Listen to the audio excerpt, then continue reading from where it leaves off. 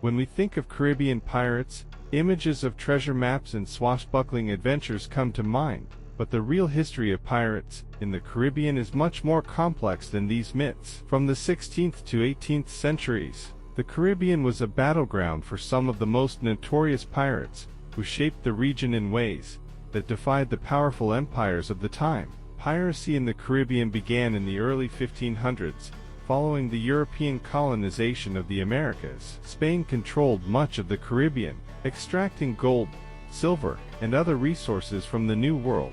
This wealth made Spanish ships a prime target for criminals and adventurers from across Europe, who saw an opportunity to enrich themselves. The Golden Age of piracy took place from around 1650 to 1730. During this period, pirates roamed the Caribbean, attacking merchant ships and colonial settlements. Some of the most infamous pirates of this time were Black Bayard, Captain Henry Morgan, and Anne Bonny. These figures became legends, not just for their violence, but for the impact they had on the colonial powers. Many pirates started as privateers, sailors, who were legally sanctioned by their governments to attack enemy ships during times of war. Armed with letters of marque, these privateers could keep part of their plunder. However, when wars ended, many turned to piracy, continuing their trade without official approval.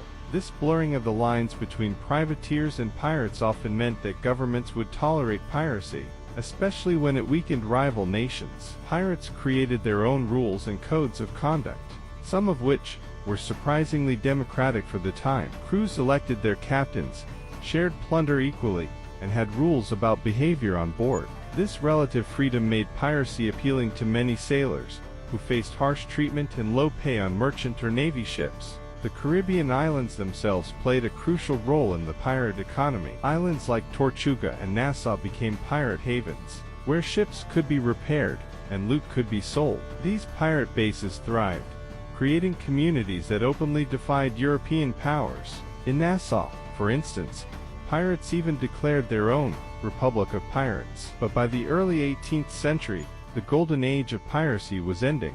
European nations, tired of losing ships and treasure, launched campaigns to stamp out piracy. The British Navy, in particular, hunted down pirates, capturing and executing many. Famous pirates like Black Bayard were killed, and piracy in the Caribbean slowly declined as governments strengthened their naval presence. While piracy was often brutal, it left a lasting mark on the Caribbean. Today, the legacy of pirates can still be seen in the region's culture, folklore, and even place names. Pirates were far more than romanticized rebels.